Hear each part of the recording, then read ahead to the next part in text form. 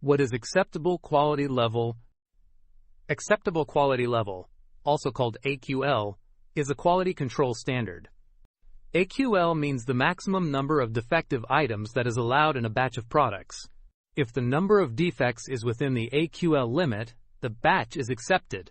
If the number of defects is higher than the AQL limit, the batch is rejected. AQL is mainly used in manufacturing and product inspection.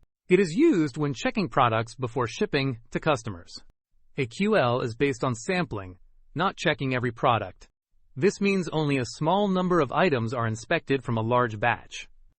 For example, if a batch has 1,000 products, only a sample may be checked. If defects in the sample are within the AQL limit, the entire batch passes inspection. AQL helps buyers and suppliers agree on quality standards.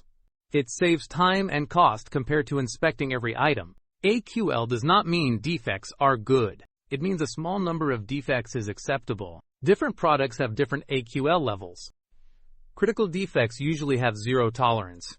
Major and minor defects may have higher AQL limits. In simple words, AQL is the maximum acceptable defect level. Easy way to remember, AQL means how many defects are allowed.